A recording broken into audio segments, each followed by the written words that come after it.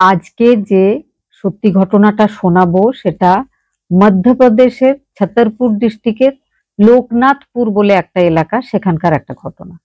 লোকনাথপুরে doctor Neeraj পাঠক নামে একজন doctor থাকতেন।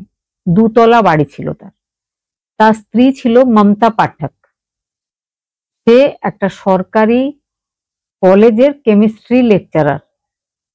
আর ভদ্রলোক নীরজ পাঠক, তিনি একজন সরকারি হসপিটালের ডাক্তার ছিলেন, কিন্তু শারীরিক অসুস্থতার কারণে তিনি 2019 সালে ভলেন্টিয়ারি রিটায়ারমেন্ট নেওয়ার পরে নিজের বাড়িতে গ্রাউন্ড ফ্লোরে একটা ক্লিনিক খুলেছিলেন। সেখানে তিনি রুগীদের দেখতেন আর হসপিটাল যেতেন না। আর ক্লিনিকে 8 জন কর্মচারীও ছিল। বেশ বড় ক্লিনিক ছিল তার। ভদ্রলোক নিজের দুতলা বাড়িতে গ্রাউন্ড ফ্লোরে যেখানে ক্লিনিক চালাতেন, সেখানেই পাশে আরো রুম ছিল, সেখানে তিনি থাকতেন। ওপর তলাটা ফাঁকা পড়ে থাকতো। যখন তার স্ত্রী বা ছেলেরা আসতো, তারা থাকতো। ভদ্রলোক আর ভদ্রমহিলার 2 ছেলে। বড় ছেলে সতীশ, সে একজন মেন্টাল পেশেন্ট। সব সময় তাকে বিশেষ কেয়ার নিয়ে রাখতে হয়। সেই জন্য প্রফেসর মমতা পাঠক সব সময় নিজের ছেলের সাথেই থাকেন, ছেলের দেখাশোনা করেন। ছোট ছেলে বয়স 30 বছর, সে বিদেশে থাকে, সেখানে সে একজন ইঞ্জিনিয়ার। নীরজ পাঠক আর মমতা পাঠক দুজনেরই বয়স 60 থেকে 65-র মধ্যে। মমতা পাঠক নিজের হাজবেন্ডের সাথে থাকতেন না। তিনি নিজের কলেজের কাছে একটা ফ্ল্যাট নিয়ে সেখানে নিজের বড় ছেলের সাথে থাকতেন। মাঝে মাঝে ডক্টর নীরজ পাঠক সেখানে যেতেন। কখনো কখনো মমতা পাঠক নিজের হাজবেন্ডের কাছে এসে থাকতেন। এইভাবেই চলছিল। 2020-তে যখন কোভিড টাইম এসেছিল, তখন স্কুল কলেজ সব বন্ধ হয়ে গেছিল আর ডাক্তারের ক্লিনিকও বন্ধ ছিল। সেই সময় ফুল ফ্যামিলি এই দুতলা বাড়িতে এসে থাকতে শুরু করে। নিচের তলায় ডক্টর নীরজ থাকতেন আর ওপর তলায় তার স্ত্রী মমতা আর সঙ্গে বড় ছেলে সতীশ থাকতো। এসে যায় 2021-এর 30শে এপ্রিল। সকালবেলায় মমতা পাঠক নিজের ড্রাইভারকে কল করেছিলেন। রতন সিংকে তিনি কলে বলেছিলেন যে আজকে আমি ঝাঁসিতে একটা ডক্টর জৈনের ক্লিনিকে যাব, ডায়ালিসিস আছে আমার, তুমি 8:30টার সময় চলে এসো। তাদের ড্রাইভার রতন সিং আসে, এসে গ্যারেজ থেকে গাড়ি বের করে। বের করার পর ভদ্রমহিলাকে আর তাদের বড় ছেলেকে পেছন সিটে বসিয়ে ঝাঁসি চলে যায়। সকালবেলায় 9টায় তারা বেরিয়েছিল। যখন ফিরেছিল তখন রাত 9:30। 12 ঘন্টার ওপর তারা বাড়ির বাইরেই ছিল। নেক্সট ডে সকালবেলায় মমতা পাঠক নিজের হাজবেন্ডের রুমে যায়, গ্রাউন্ড ফ্লোরে গিয়ে তাকে জিজ্ঞেস করতে চাইছিল যে আজকে ব্রেকফাস্টে কি খেতে চায় সে। কিন্তু তিনি কাছে গিয়ে দেখেছিলেন যে ভদ্রলোকের নিঃশ্বাস চলছে না। তখন তিনি নিজের হাজবেন্ডের একজন বন্ধু, সেও একজন ডাক্তার, ফ্যামিলি ডাক্তার এই বাড়ির, তো তিনি তাকে কল করে বলেছিলেন যে আমার হাজবেন্ড ভীষণ অসুস্থ, মনে হয় তার নিঃশ্বাসও চলছে না, আপনি চলে আসুন। তো সেই ডাক্তার বলেছিল নিঃশ্বাস যখন চলছে না, কোভিড এর সিচুয়েশন এখন, তো আমাকে না ডেকে পুলিশকে ডাকুন। পুলিশকে ডাকা হয়েছিল। পুলিশ আসে, বডিটা দেখে।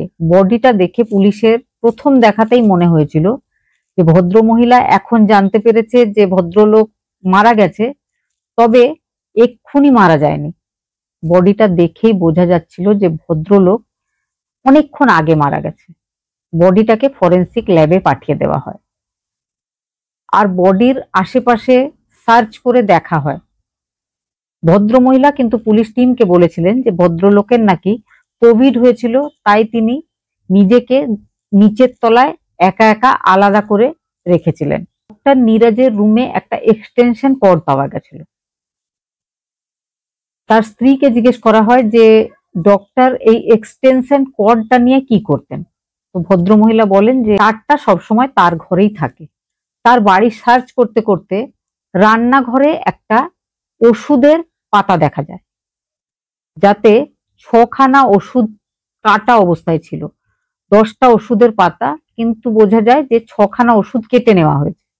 আর সেখান থেকে 4খানা ওষুধ খরচ হয়েছে, বাকি 2খানা সেখানে পড়ে রয়েছে।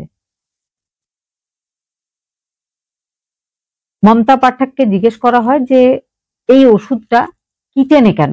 তো তিনি বলেন এটা আমার বড় ছেলের ওষুধ, ভুলবশত হয়তো আমার সাথে কিচেনে চলে এসছে, আমি রেখে হয়তো ভুলে গেছি। যাই হোক, পুলিশের এই দুটো ব্যাপার একটু সন্দেহজনক মনে হয়েছিল। বাকি সারা বাড়িতে কোথাও কিচ্ছু ছিল না। সিসিটিভি চেক করেও দেখা হয়েছিল যে যেহেতু কোভিড টাইম, ক্লিনিকেও কেউ আসে না, বাকি বাইরে থেকে কেউ আসেনি। রতন সিং এসেছিল কিন্তু সে ঘরের ভেতর ঢোকেনি। সে এসে গ্যারেজ থেকে গাড়ি বের করেছে, আবার ফেরার সময় গ্যারেজে গাড়ি রেখে বাইরে ওয়াচম্যানের সাথে মিনিট 5 কথা বলে সে চলে গেছে। পোস্টমর্টমের রিপোর্ট যখন আসে তখন তাতে বলা হয় যে ভদ্রলোক মানে নীরজ পাঠকের শরীরে বিভিন্ন জায়গায় ইলেকট্রিক শকের যে চিহ্ন হয় সেই ধরনের চিহ্ন ছিল আঘাতের। আর কিছু কিছু চিহ্ন এমনও ছিল সেগুলো যেন ঠিক হয়ে গেছে, কিন্তু এক সময় আঘাত ছিল। এই ধরনের আঘাতগুলো কোথা থেকে হলো ব্যাপারটা পুলিশের সন্দেহজনক বলে মনে হয়েছিল। পোস্টমর্টমের পর নীরজ পাঠকের বিসরা রিপোর্টে ওষুধের ওভারডোজ পাওয়া যায়। পুরোপুরি সন্দেহটা গিয়ে পড়ে মমতা পাঠকের ওপর। মমতা পাঠকের জিজ্ঞাসাবাদ হয়, মমতা পাঠককে অ্যারেস্ট করা হয়। মমতা পাঠক কেস লড়েছিলেন নিজের জন্য, নিজের হয়ে নিজেই আর্গুমেন্ট করেছিলেন হাইকোর্টে। পরবর্তীকালে হাইকোর্টের জজের সাথে, উকিলদের সাথে তার যে কনভারসেশন সেগুলো ভাইরাল হয়েছিল সারা দেশে। সব লোকজন তার বুদ্ধিমত্তা, তার আর্গুমেন্টের পাওয়ার দেখে মুগ্ধ হয়ে গেছিল যে 60-এর উপরে একজন মহিলা এইভাবে হাইকোর্টে কথা বলতে পারে, নিজের জন্য লড়তে পারে। এই ধরনের লড়াকু ভদ্রমহিলাকে সবাই সম্মান জানিয়েছিল, কিন্তু ভেতরের ব্যাপারটা কি সেটা বুঝে দেখা বেশিরভাগ মানুষ চেষ্টাই করেনি। আর্গুমেন্টে এটুকু বোঝা যায় ভদ্রমহিলাকেই দোষারোপ করা হচ্ছিল যে উনি নিজের হাজবেন্ডকে মেরে ফেলেছিলেন। এমন অনেক সাক্ষ্য, এমন অনেক প্রমাণ দেখা গেছিল, তাতে বোঝা যায় যে ভদ্রমহিলা নিজের হাজবেন্ডকে মেরে ফেলেছেন। তাদের আত্মীয় স্বজন, পাড়া প্রতিবেশী সবার জিজ্ঞাসাবাদ হয়েছিল। সবাই জিজ্ঞাসাবাদে জানিয়েছিল যে 20 বছর ধরে নীরজ পাঠকের সাথে তার প্রফেসর স্ত্রী মমতা পাঠকের সদ্ভাব ছিল না। তারা দুজন আলাদা আলাদাই থাকতো, যখন দেখা হতো তখন তাদের মধ্যে ঝামেলাই হতো।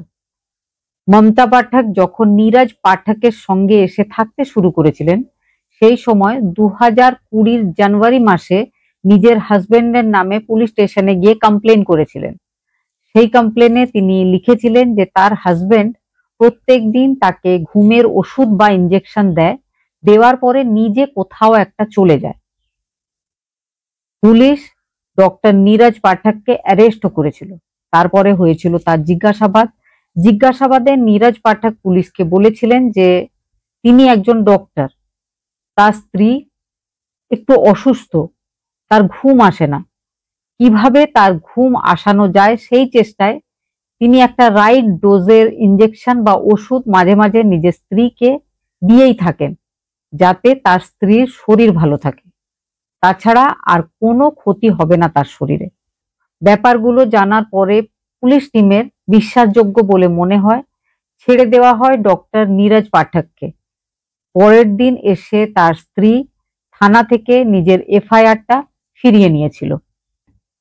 29 এপ্রিল 2021 দুপুর বেলায় 11:51 সময় ডক্টর নীরজ পাঠক নিজের এক অ্যাডভোকেট বন্ধুকে কল করেছিলেন। কল করে তিনি বলেছিলেন যে আমার স্ত্রী আমাকে বিরক্ত করে, আমাকে মারে, আমাকে আজ জোরে ধাক্কা দিয়ে বাথরুমে ঠেলে দিয়ে বাথরুম বন্ধ করে দিয়েছে। আমি সেই ধাক্কাতে দেওয়ালে আমার মাথায় চোট লেগেছে, রক্ত বেরিয়েছে। আমাকে বাথরুমে আটকে দিয়ে আমার আলমারি থেকে 5 লাখ টাকা ক্যাশ, আমার এটিএম কার্ড, আমার গাড়ির চাবি, আমার বিভিন্ন এফডির সার্টিফিকেট জমি সম্পত্তির কাগজপত্র ইত্যাদি নিয়ে চলে গেছে। আমাকে এখনো বাথরুমে আটকে রেখে দিয়েছে। অ্যাডভোকেট নিজের ছেলেকে, ছেলের কিছু বন্ধুকে পাঠিয়েছিলেন ডক্টর নীরজ পাঠক আর মমতা পাঠকের বাড়িতে। মমতা পাঠকের সাথে ওই টিমটার তর্ক হয়, ঝগড়া হয়। তারা জোর করে বাথরুম খুলে ডক্টর নীরজ পাঠককে বের করেছিল। তারা ডক্টর নীরজ পাঠককে নিজেদের সাথে বাইরে নিজেদের বাড়ি নিয়ে যেতে চাইছিল, কিন্তু কিছুতেই তার স্ত্রী তাকে যেতে দেয়নি, তাকে আটকে রেখেছিল বাড়িতে। পরের দিকে এটাই প্রমাণ হয় যে সেদিনই 29 তারিখেই এই ঘটনার পরে তাকে মেরে ফেলা হয়েছিল। মমতা পাঠক 1 সেপ্টেম্বরে পুলিশকে খবর দিয়েছিলেন যে তার হাজবেন্ড কোভিডে মারা গেছে। কোভিড টেস্ট কিন্তু নেগেটিভ এসেছিল। পোস্টমর্টমে জানা গেছিল যে 36 থেকে 72 ঘন্টা আগে ভদ্রলোক মারা গেছেন। একই বাড়িতে থেকে তার স্ত্রী কেন বুঝতে পারল না যে তিনি মারা গেছেন?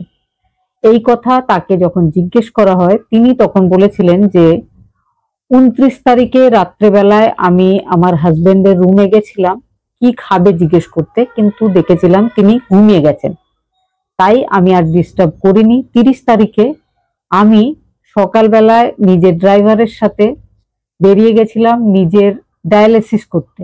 আমি নিজেই একজন অসুস্থ পেশেন্ট, প্রায় 12 ঘন্টা বাইরে ছিলাম, তারপরে আমি ফিরে এসেছিলাম। সেদিন আমি ঘুমিয়ে পড়েছিলাম, ভেবেছিলাম ডক্টর নিশ্চয় নিজের খাওয়া দাওয়ার কোনো না কোনো ব্যবস্থা করে খেয়ে দিয়ে ঘুমিয়ে পড়েছে, কারণ এইরকম ব্যবস্থা তিনি এর আগেও করেন। তিনি একাই থাকেন, তিনি একা নিজেকে নিজের দেখভাল করতে খুব ভালোভাবে জানেন। 1 তারিখে সকালবেলায় আমি তার ঘরে গেছিলাম, তখন আমি দেখেছিলাম যে সে মারা গেছে। তাদের বাড়ির সিকিউরিটি গার্ড রাম সিংকে যখন জিজ্ঞাসাবাদ করা হয়েছিল, তখন সে বলেছিল 29 তারিখের পর আমি স্যারকে আর দেখিনি। স্যারের ঘরের সমস্ত জানলা দরজাও বন্ধ হয়ে গেছিল, কেন আমি সেটা জানি না। প্রথম দিকে মমতা পাঠক কিচ্ছু না মেনে নিলেও পরের দিকে প্রমাণগুলো যখন তার বিরুদ্ধে কাজ করছিল, তখন তাকে মেনে নিতেই হয়। কারণ এই যে 29 তারিখের কল রেকর্ডিং, এই ব্যাপারটাও সেই অ্যাডভোকেট বাইরে ভাইরাল করেছিলেন, সবাই শুনেছিল। সবাই শোনার পরে সবাই মেনে নিয়েছিল যে নীরজ পাঠককে মেরে ফেলেছে তার স্ত্রী মমতা পাঠক। কি কারণ, কেন তিনি এই ঘটনা ঘটিয়েছেন? তখন তিনি বলেন যে বিয়ের পর থেকেই তার হাজবেন্ডের সাথে অন্য মহিলাদের সম্পর্ক ছিল সব সময়। তিনি কখনোই প্রমাণ পাননি ব্যাপারটা, কিন্তু তিনি জানেন যে ভদ্রলোকের সাথে সব সময় কারো না কারো সম্পর্ক ছিল, এখনো 60-এর উপরে গিয়েও সম্পর্ক রয়েছে। তাকে ভদ্রলোক অ্যাভয়েড করে। ভদ্রলোক নিজের ভাইদেরকে সম্পত্তি দিয়ে দেবেন, তার ছেলেরা হয়তো বঞ্চিত হবে, সেই জন্য তিনি নিজের ছেলেদের ভবিষ্যতের কথা ভেবে নিজের হাজবেন্ডকে এইভাবে পৃথিবী থেকে সরিয়ে দিয়েছেন। কিভাবে তিনি নিজের হাজবেন্ডকে মেরে ফেলেছিলেন এই কথা যখন তাকে জিজ্ঞেস করা হয়, তখন তিনি বলেছিলেন যে ওষুধটা তার ছেলের ওষুধ, যেটা একটা নার্ভের ওষুধ, যেটা একটা লিমিটেড পরিমাণে তার ছেলেকে দেওয়া হয়।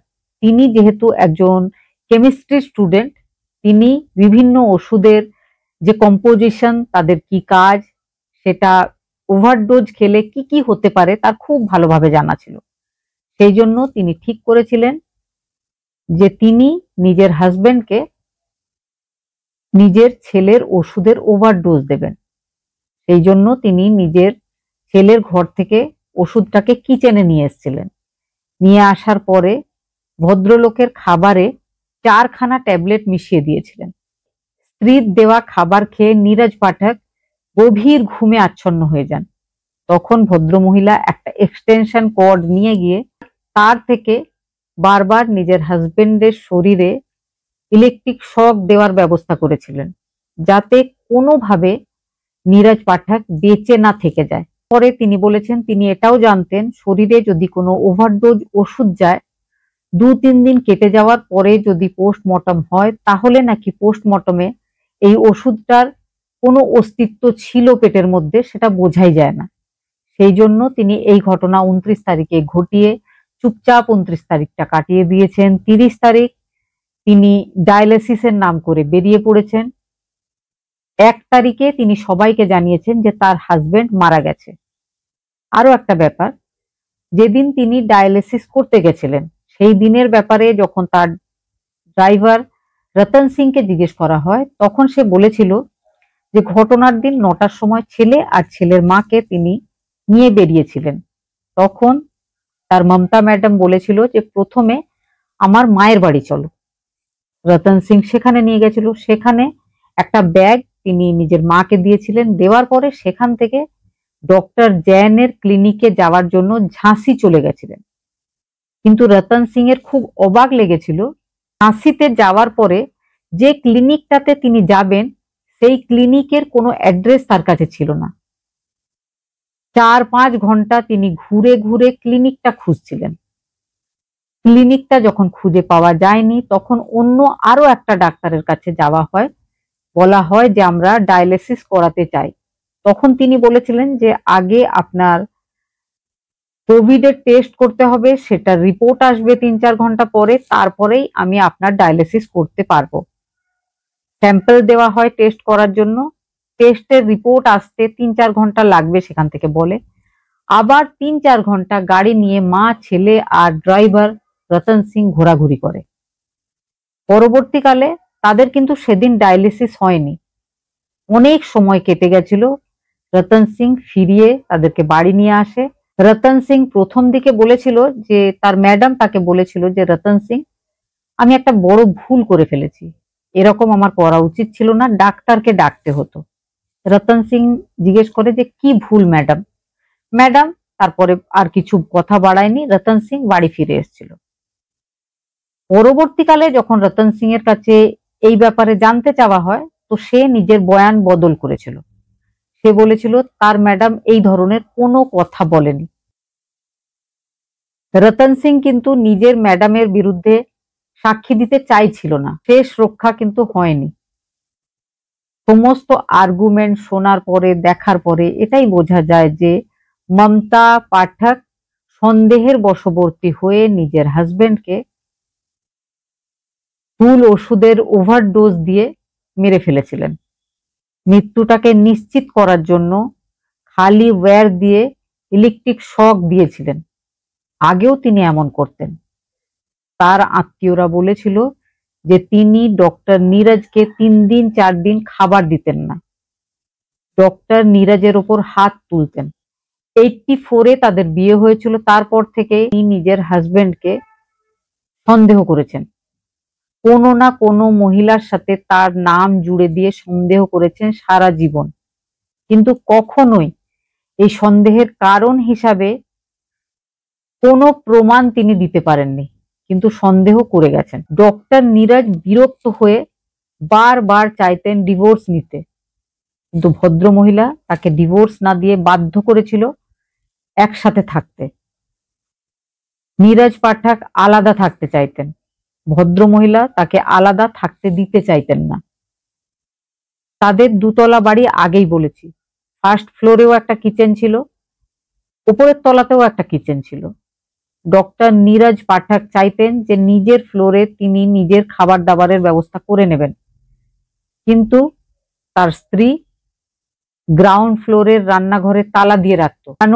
ডক্টর নীরজ পাঠককে নিজের খাবারের জন্য সব সময় অপেক্ষা করে বসে থাকতে হয় নিজের স্ত্রীর পথ চেয়ে, আর স্ত্রী ইচ্ছা মতো তার খাবারে যা কিছু মিশিয়ে যাতে খাওয়াতে পারে। শেষ পর্যন্ত কিন্তু ওষুধের ওভারডোজ দিয়ে তিনি নিজের হাজবেন্ডকে মেরেই ফেলেছিলেন। তাকে হাইকোর্ট থেকে আজীবন কারাদণ্ডে দণ্ডিত করা হয়েছিল, কিন্তু তার ছেলে একজন মেন্টাল পেশেন্ট, তার সবসময় একজন মানুষের দরকার। এই সমস্ত গ্রাউন্ড দেখিয়ে তার বেল হয়ে যায়। এখনো ভদ্রমহিলা জামিনে মুক্তই আছেন। পরবর্তীকালে হয়তো এই কেসটা সুপ্রিম কোর্টেও যাবে।